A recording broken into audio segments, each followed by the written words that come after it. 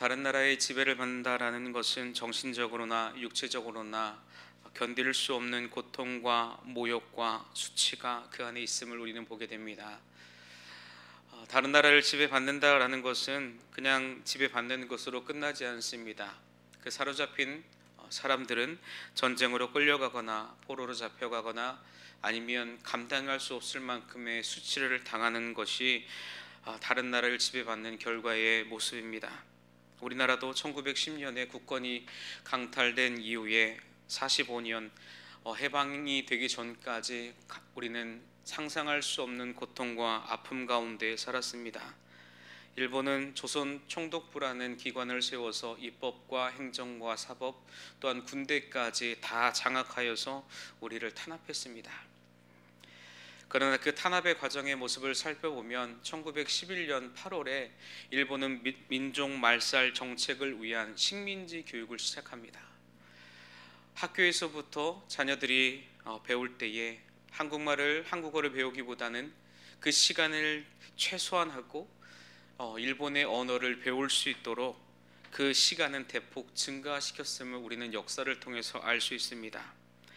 그러나 거기서 끝나는 것이 아니라 사람의 이름을 일본의 이름으로 바꾸는 창씨 계명이 그 안에 있었죠. 그러나 또 거기서 끝나지 않습니다. 천황을 숭배하게 하고 또한 신사 참배까지 강요하게 합니다. 그래서 교회는 신사 참배의 문제로 인해서 분열되어집니다. 그리고 분열로 끝나는 것이 아니라 성도들은 끌려가서 고문을 당하고 순교를 당하고 결국에는 교회가 폐쇄되었습니다. 그러한 상황 가운데서도 사람들은 신앙의 절개를 지켰죠. 많은 시간이 지나서 우리는 일정 부분 많이 회복되었습니다. 그러나 여전히 당시의 고통과 육체적인 아픔과 상처를 받으신 분들은 여전히 그때의 기억과 아픔으로 인하여 힘들어함을 우리는 보게 됩니다. 잊혀지지 않죠. 겉으로는 무언가 다 회복되어진 것처럼 보이지만 실제적으로 그들의 마음 가운데에 또한 우리 민족의 역사 가운데에 큰 흔적, 아픔의 흔적을 남겼음을 우리는 잘 알고 있습니다. 남유다는 느부갓네살 왕으로 인하여서 나라를 잃습니다. 많은 사람들이 포로로 끌려가죠. 그러나 그 포로로 끌려가면 한 번에 끌려가지 않습니다. 역사를 살펴보면 3번이나 포로로 끌려가는 역사의 모습이 있습니다. 그 왕은 여호야김 시대에 여호야긴 시대에 마지막 유다의 왕 시드기야 왕 때에 3번이나 사람들이 포로로 끌려갑니다. 얼마나 힘들었을까요? 한 번으로도 힘든데 3번에 걸쳐서 남유다 사람들이 포로로 끌려가는 그때, 오늘 말씀은 시편 137편은 오늘 시편을 기록한 시인은 포로 생활을 마치고 예루살렘에 돌아와서 황폐해진 예루살렘의 모습, 또한 자신들이 바벨론에서 겪었던 그러한 고통과 아픔, 그것을 하나님 앞에 노래하고 하나님 앞에 호소하는 시입니다. 하나님 앞에 자신들의 모습 얼마나 고통스러웠는지, 또한 바벨론에 붙잡혀가서 자신들의 삶이 얼마나 고달프고 어려웠는지 하나님 앞에 탄식하고 또 탄식합니다. 그래서 시인은 기억을 떠올리죠. 바벨론 포로로 잡혀가는 그 과정 가운데 자신들의 모습 얼마나 어려웠는지 오늘 시편 오늘 137편 1절의 말씀을 보면 시인은 이렇게 고백합니다. 우리가 바벨론의 여러 강변 거기 앉아서 시온을 기억하며 울었도다. 이들은 강변에 앉아 있습니다. 갈 곳이 없습니다. 앉아 있다라는 것은 우리가 보통 생각하기로는 쉬고 있다, 뭔가 생각하기 위해서 앉아 있다라는 표현으로 자주 사용합니다. 그러나 오늘 앉아 있다라는 이 표현은요, 오늘 1절 마지막에 보면 이렇게 고백합니다. 울었다라고 표현합니다. 이들은요, 거기에 편하게 쉬기 위해서 강변으로 나아간 것이 아닙니다. 울었다라는 표현과 함께 앉아 있다라는 것, 이것은 같이 사용되어지는 겁니다. 이들이 강변에 앉아서 운다라는 것, 그것은 가장 큰 슬픔에 잠겨 있다라고 표현하고 있는 겁니다. 고향 예루살렘을 기억하면서 울고 있고요. 이들이 흘리는 눈물은 비단 예루살렘을 향한 뭔가 그리움에 흘리는 눈물 정도가 아닙니다. 이 뜻을 찾아보니까 대성통곡입니다. 그냥 오늘은 기억하며 울었다라고 표현하고 있지만 이들이 우는 것은요, 사랑하는 사람을 잃은 슬픔, 그것과 거의 비슷한 슬픔입니다. 대성통곡이죠. 상상하지 않았던 일들이 자신의 삶 가운데 벌어짐으로 말미암아 주변에 어떠한 사람이 있을지라도 신경 쓰지 않는 그런 통곡함, 애곡함. 나라를 잃고 포로로 잡혀왔습니다. 그런 슬픔이 그냥 단지 그들이 눈물을 기억하면서 한 방울 흘리는 것이 아니라 자신들의 그 아픔과 슬픔이 오늘 1절에 녹아져 있습니다. 이들이 강변에서 대성통곡하고 주변에 어떠한 사람이 있을지라도 신경 쓰지 않고 개의치 않고 눈물을 흘리며 자신들의 슬픔을 토로하는 것, 얼마나 힘들었을까요? 우리도 일제 그 강점기 때의 그 아픔을 우리는 역사로만 깨닫습니다. 그러나 실제적으로 경험하신 분들은 아직도 그 기억이 잊혀지지 않죠. 잊혀질 수가 없습니다. 오늘 2절의 말씀을 보면 이들이 포로로 잡혀온 그 슬픔의 이유만으로 울지 않음을 우리는 알 수 있습니다. 2절의 말씀을 보면 이들은요, 수금을 가져옵니다. 수금은 성전에서 예배할 때에 사용되어진 악기입니다. 하나님을 찬양하기 위한 악기죠. 그러나 이들은 이것을 오늘 말씀과 같이 버드나무에 우리가 우리의 수금을 걸었다라고 기록하고 있습니다. 다시는 수금을 탈 일이 없다라는 표현도 그 안에 있을 뿐 아니라 걸었다라는 의미는요, 이 당시에 중죄를 저지른 사람, 그 사람의 사형을 집행하기 위한 그 사형 집행과 관련되어져 있습니다. 사람을 죽이기 위한 것이죠. 수금에 걸려있는 그 나무에 걸려있는 수금의 모습이 마치 사형수와 같은 자신들의 모습이 그 안에 있음을, 자신들이 얼마나 고통스러운지 그 자신들의 모습을 버드나무에 있는 수금으로 걸어버렸다라는 표현을 오늘 기록하고 있는 겁니다. 자신들의 마음, 자신들의 잡혀있음, 이젠 사형수와 같이 이젠 죽었다, 희망이 없다. 지금의 상황 속에서 이들은 수금을 버드나무에 거는 것으로 말미암아 더 이상 노래하지 않겠다라는 의미죠.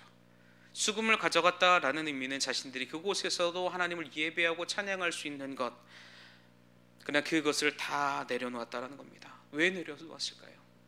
왜 그들이 하나님을 예배하고 하나님을 찬양할 때 쓰여지는 그 수금을 이방 땅에까지 가져가면서 자신들의 그 신앙을 지키기 위해서 여전히 자신들은 하나님의 말씀을 붙잡고 있는데 왜 그것을 버드나무에 거는 것으로 이젠 더 이상 소망이 없음을, 희망이 없음을 표현하고 있을까요? 그것은 3절에 나와 있습니다. 자세하게 밝힙니다. 왜 자신들이 버드나무에 수금을 걸었는지, 더 이상 왜 찬양을 안 할 것인지 그들이 3절에 분명하게 이유를 밝히고 있습니다. 3절입니다. 이는 우리가 사로잡은 자가 거기서 우리에게 노래를 청하며 우리를 황폐하게 한 자가 기쁨을 청하고 자기들을 위하여 시온의 노래들 중 하나를 노래하라 함이로라. 바벨론의 사람들은요, 잡혀온 유다 사람들에게 너희들 우리를 위해서 시온의 노래를 불러봐. 이것은 명령이 아닙니다. 간청입니다. 그 간청함 속에 무엇이 들어있습니까? 조롱함이 들어있는 것이죠. 시온의 노래는 하나님을 예배하는 노래입니다. 하나님을 찬양하는 노래입니다. 성전에서 부르는 노래입니다. 그러나 바벨론 사람들은 유다 사람들에게 너희들 수금을 타면서 노래를 들려달라고 요청을 하죠. 강제는 아니지만 너희들 한번 불러봐, 너희들 한번 노래해봐, 너희들이 그렇게 의지하는 하나님 한번 불러봐. 그 안에는 또 무엇이 담겨 있습니까? 하나님은 없어. 너희들이 아무리 찬양하고 하나님 예배해도 그 능력 없는 하나님 너희들에게 아무런 도움이 될 수 없어. 조롱하고 또 조롱함이 그 안에 담겨져 있습니다. 자기들을 위하여 노래하는 것, 비극적인 상황이죠.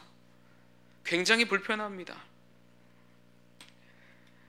하나님을 위하여 찬양하는 자신들의 그 시온의 노래를 자신들의 흥을 돋구기 위해서, 바벨론 사람들은 자신의 흥을 돋구기 위하여 유다 사람들에게 말하고 있는 겁니다. 그 하나님도 조롱하기 위하여 자신들이 섬기는 그 하나님, 너희들이 섬기는 그 하나님이 찬양하면 혹시나 임할까, 혹시나 너희를 도와줄까? 그러나 안 도와줄 거야. 사실 오늘 바벨론 사람들이 어떠한 상황 가운데에서 노래를 요청하는지 우리는 짐작할 수 없습니다. 그러나 우리가 생각해 보기로는 바벨론의 그 우상들을 섬기는 그 자리이거나 혹은 자신들이 술을 마시면서 흥을 돋구기 위한, 자신의 감정을 즐겁게 하기 위한 그 자리에 그들을 부르지 않았을까 생각됩니다. 그 자리가 아니고서는 유다 사람들을 뭔가 감정을 상하게 하고 그들을 더 좌절하게 하고 조롱하고 모욕하는 것이 없기 때문에 자신들의 신전에 불러서 자신들의 우상 앞에서 하나님을 찬양해봐라. 얼마나 굴욕입니까? 그리고 자신들이 술에 마시는 그러한 흥을 돋구게 한 장소에 불러서 노래해봐라. 이런 불편한 자리에 유다 사람들은 불려갑니다. 그러나 그들은요, 시온의 노래를 자신들의 신앙의 그 양심상 부르기를 거부합니다.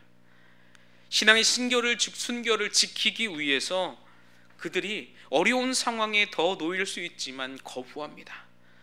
더구나 우상 숭배나 그들의 흥을 돋구기 위해서, 그들의 감정을 기쁘기 위해서 그들은 하나님의 노래를 부를 수 없었습니다.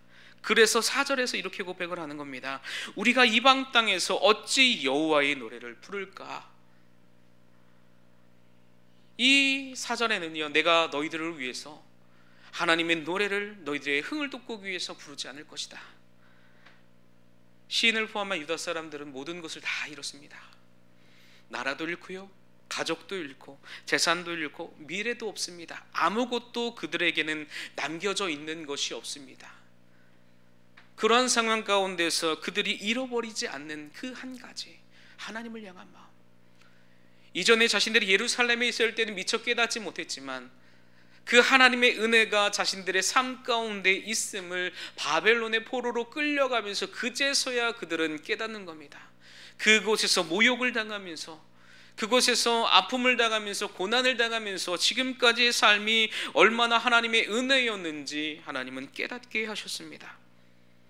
그들에게는 하나님을 지키기 위한, 하나님을 향한 믿음의 순결함, 순수함, 그것을 지켜내기 위한 믿음의 결단이 그들에게 있었습니다.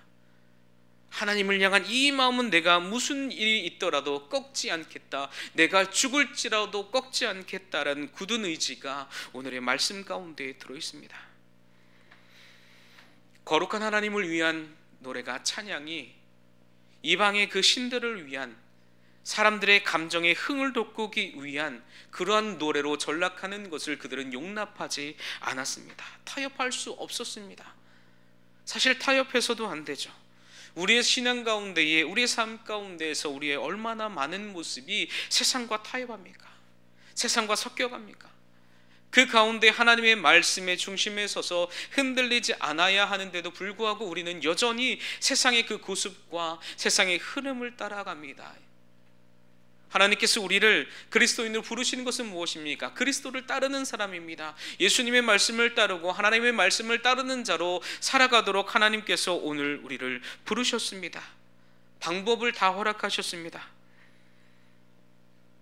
유다 사람들과 같이 이방인들의 그 조롱과 제안을 거절하는 것, 그렇게 부르면 그 이후에 얼마나 많은 것들이 그들에게 주어졌을까요?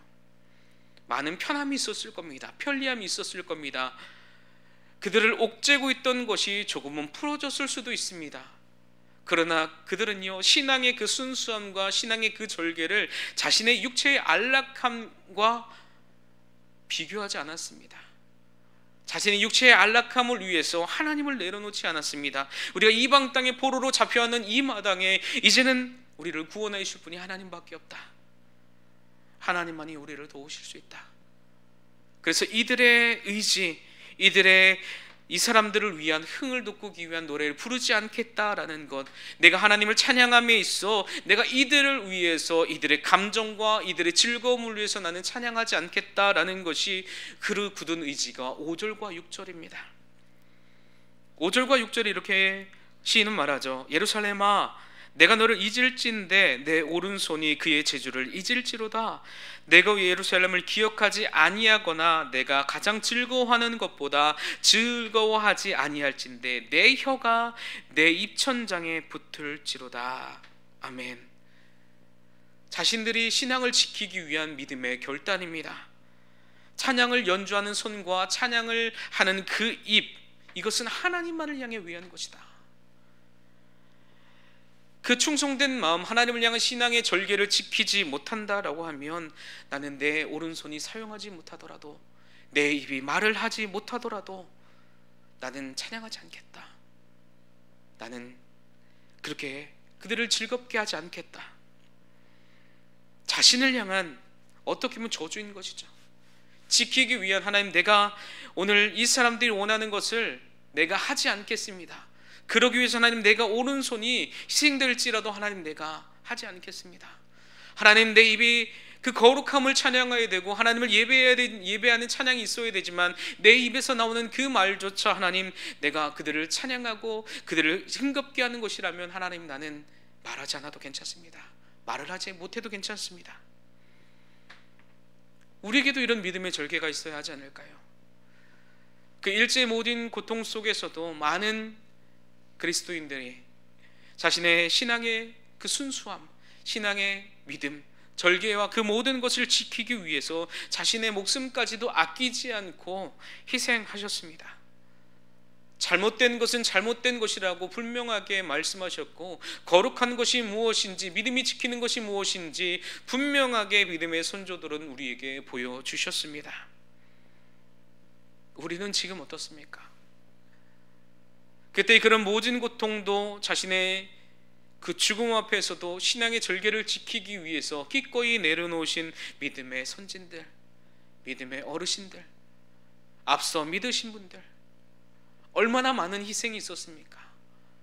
교회가 세워지기 위해서 이 한국이라는 이 땅이 모든 것이 다 무너진 상태에서 일으켜 세우기 위해서 어머니의 기도들, 그리스도인들의 기도가 얼마나 많이 있었습니까?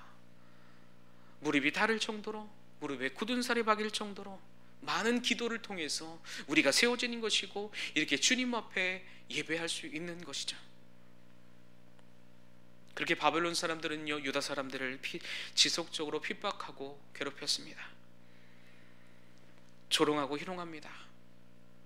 하나님께서 이들이 언제 돌아온다고 말씀하셨습니까? 70년 뒤에 돌아온다라고 말씀하셨습니다. 70년 동안 이들이 받는 상처는 이제는 몸에는 더 이상 나타나지 않을 것처럼 보입니다. 이제는 흉터가 더 이상 남을 자리가 없어 보입니다. 그러나 이제는 그 흉터의 많음보다 이제는 흉터의 기품이 있는 것이죠.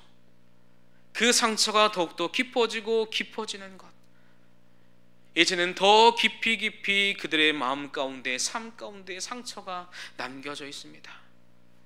그래서 이들의 마음 가운데에는 하나님을 향한 부르짖음이 이제는 하늘에 사무칩니다.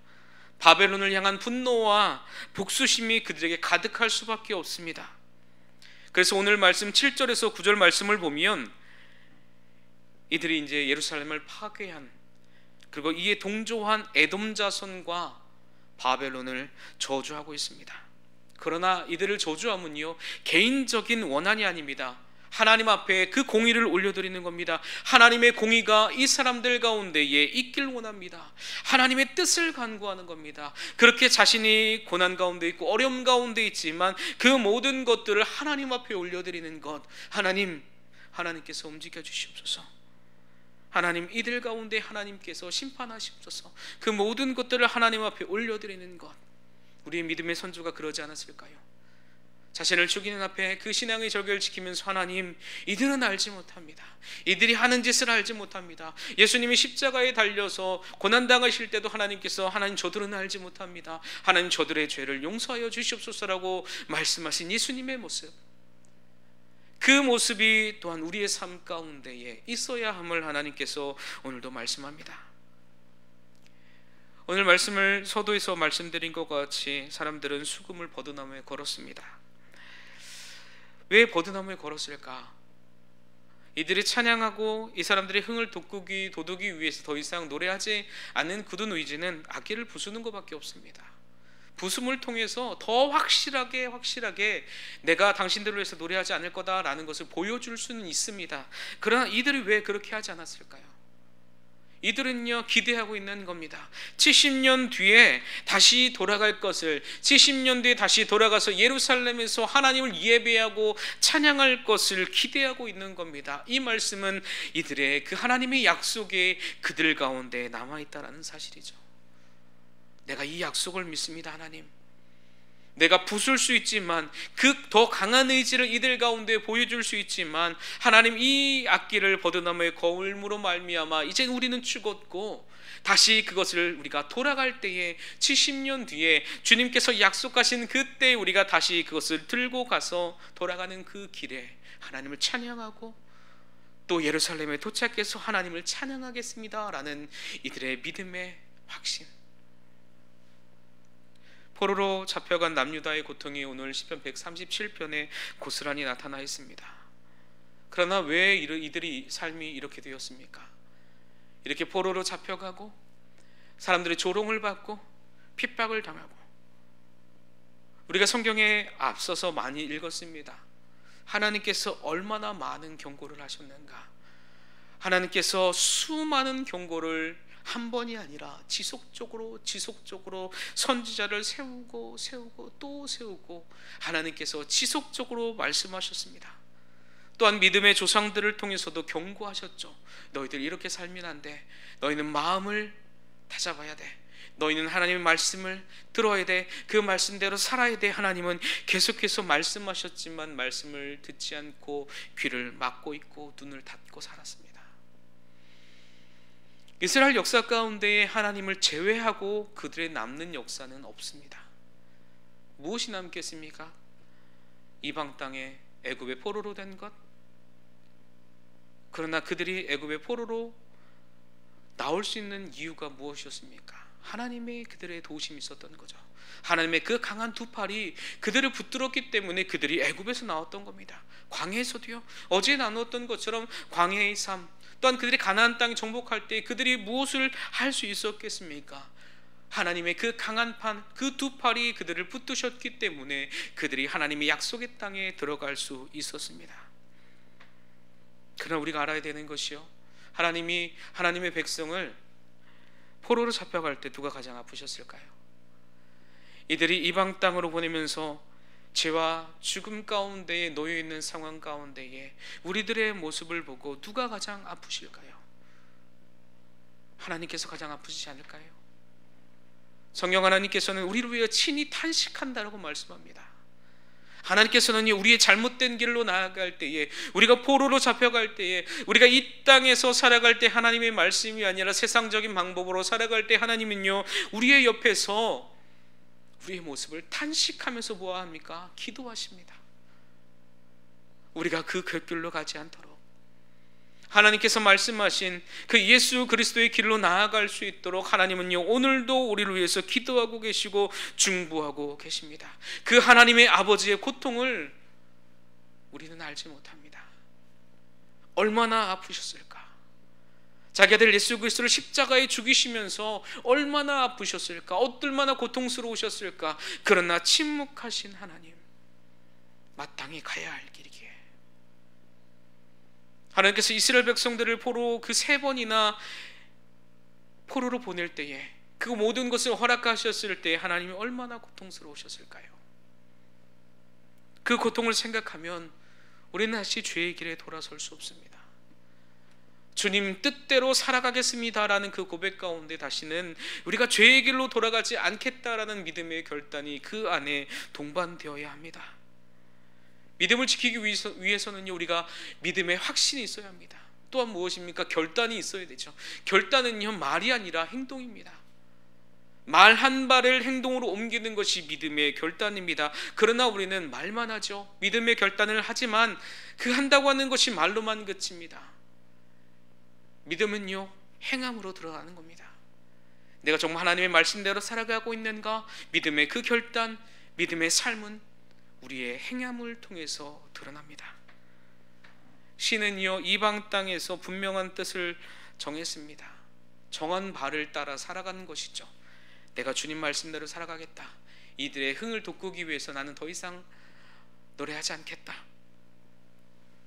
자신의 몸이 오른손이 내 입에서 말을 할 수 없을지라도 하나님, 내가 하나님의 그 믿음의 신앙을 지키겠습니다.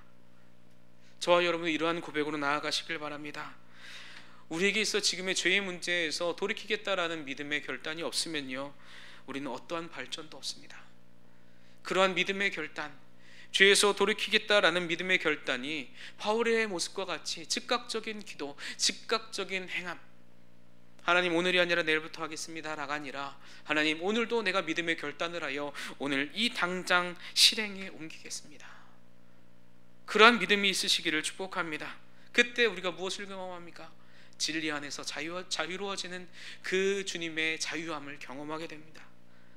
이들이 얼마나 그들의 마음이 힘들었을까요? 그들을 사로잡고 있는 바벨론 사람들의 핍박과 모욕과 그 가운데에, 그러나 이제는 그들 가운데 있는 것이 무엇입니까? 하나님의 믿음의 약속. 그 믿음의 약속을 붙잡고 나아갈 때 그들에게는 더 이상 결코 정죄함이 없었습니다. 그 아픔의 소리가 들리지 않았습니다. 왜냐하면 하나님의 인도하심을 그들은 계획하심을 깨달았기 때문에. 그래서 과감하게 내려놓을 수 있는 겁니다. 오늘 저와 여러분들 가운데에 그렇게 결단하며 나아가는, 또한 하나님의 말씀이 우리의 삶이 되어서 정말 하나님 이제는 내가 말만이 아니라 주님 삶으로 주님의 말씀을 살아가겠습니다 라고 고백하는 저와 여러분이 되기를 주님의 이름으로 축복합니다.